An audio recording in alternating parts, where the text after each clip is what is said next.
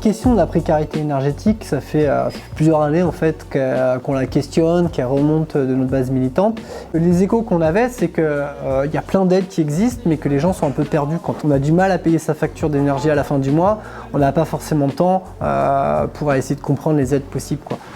Puis il y a aussi le fait que dans une copropriété, les gens ne se connaissent pas forcément, il n'y a pas forcément de lien. Donc ce qu'on a vraiment essayé d'expérimenter dans ce projet, c'est de se dire déjà si on recrée du lien entre les gens, qu'on crée une conversation autour de l'énergie, qu'on met en place des petites actions qui au fur et à mesure permettent de redonner du pouvoir d'agir aux gens, et ça permet d'aller vers l'objectif final qui est la rénovation énergétique. En général, on a juste une envie, c'est de se lancer, de régler les problèmes, de foncer. Et en fait, on passe jamais assez de temps sur l'analyse de l'environnement. Est-ce qu'il y a des impayés? Quelles sont les relations avec le syndic? Comment est structuré le conseil syndical? Le but des gens, c'est pas tant d'avoir des travaux d'isolation thermique. Par contre, baisser les charges, oui, ça. Il manque cette donnée clé, clairement. Dans une copropriété, il y a beaucoup de décideurs différents. Il y a les propriétaires qui sont eux-mêmes à la fois des habitants parfois et des décideurs au sein de leur AG. Il y a des groupes parmi les propriétaires qui vont être des alliés, d'autres qui vont être des opposants. Il y a des locataires au milieu de tout ça qui ont moins de pouvoir de décision, qui sont parfois les premiers concernés par les désagréments. Vous, c'est quelque chose qui vous pensez que ça peut être utile, ça, d'aller voir les autres locataires, les autres propriétaires et de se mettre ensemble pour discuter? Que moi j'aille les voir? Non, on peut le faire ensemble, par exemple. À chaque fois qu'on fait du porte-à-porte, on n'y va pas en expliquant ce qu'il faudrait faire. On y va en demandant aux gens, en partant des gens de là où ils sont, c'est-à-dire de leur colère, de leurs problèmes, de ce qu'eux sont prêts à faire. Et on travaille à partir de là. Sinon, ça ne marche pas. On a peut-être raison, mais on a raison tout seul.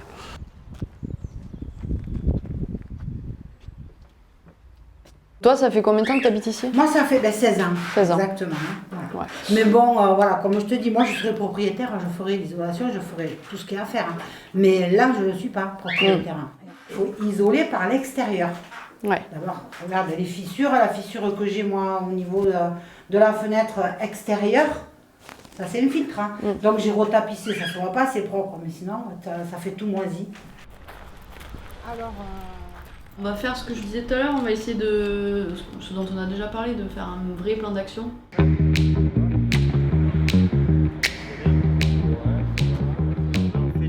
Quand on a trouvé ce qui les met en colère, l'objectif c'est de les mobiliser par rapport aux responsables de cette colère, de voir avec eux qu'est-ce qu'on peut faire pour y mettre un terme à l'injustice qui est source de la colère et comment on peut le faire ensemble, et ça c'est l'engagement collectif.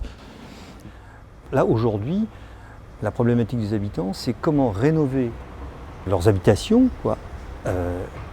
avec des moyens qu'ils n'ont pas.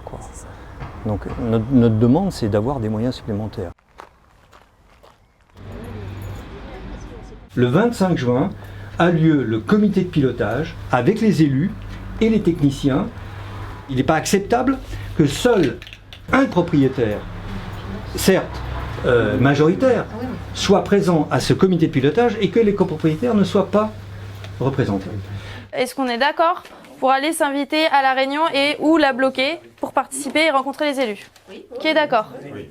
Enfin, faut essayer. Si on veut qu'ils décident quelque chose qu'on demande, il y aura peut-être intérêt à les prévenir. Pas simplement débouler. Débouler, c'est faire pression pour que la décision soit adoptée. Mais qu'ils soient prévenus de ce qu'on va venir demander. Vendredi 18h, qui serait disponible pour préparer l'action? Les deux Dominiques disponibles? C'est pas normal qu'en fait tous ces comités de pilotage se passent sans les premiers concernés. Donc là, on revendique le droit aux premiers concernés de s'exprimer.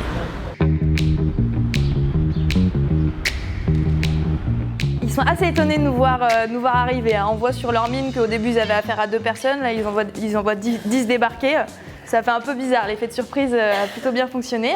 Mais en quoi notre présence vous dérange? Finalement, on décide de sortir avec 2 garanties qui nous envoient le compte-rendu de la réunion et qui fasse comme une réunion publique dans le quartier. Le but du temps de ce soir, c'est de faire connaissance, c'est d'avoir un moment de convivialité ensemble. Les réunions, c'est important, mais c'est aussi important qu'on partage un verre, un repas, qu'on apprenne à se connaître. J'aimerais bien qu'il y ait un peu plus de dynamique, qu'au moins les gens qui disent je suis contre, qu'il y ait quand même déjà un débat, qu'on dise pourquoi on est pour, pourquoi on est contre, et puis que ça fasse avancer les choses, et que d'un petit noyau, on arrive un jour à être un peu plus de propriétaires, et que finalement, en assemblée générale, ça soit voté. Ce que je vous propose, c'est on va essayer de jouer ça, en gros de jouer cette scène-là, cette assemblée générale. Donc apparemment, il y a un petit groupuscule de copropriétaires qui sont engagés dans quelque chose qui, moi, me semble assez abstrait, mais qui ont voulu prendre la parole aujourd'hui, donc on va leur laisser la parole. Ces appartements ne sont pas isolés. Ils ne sont pas isolés, la chaleur s'échappe Pas tous, par les murs et je finis, hein, et vous pouvez réagir. Vous pouvez réagir après. Moi, je les ai fait les travaux à la maison. J'ai fait l'isolation intérieure. Et donc, alors, vous allez demander en plus que je fasse l'isolation extérieure? Mais oui, parce que les murs à l'extérieur, ils sont devenus poreux.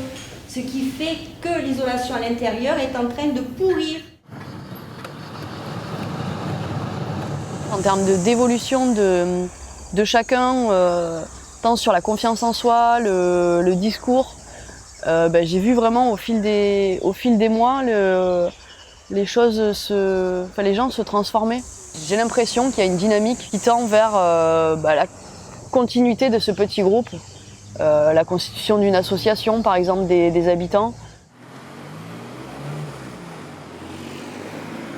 On s'est mobilisé au mois de juin parce que dans le cadre de l'ANRU, la mairie a voulu refaire les plans du quartier et du coup démolir notre immeuble qui était très dégradé. La mairie a envoyé des questionnaires. L'Alliance citoyenne nous a permis d'avoir une stratégie de mobilisation. Donc on a fait du porte-à-porte.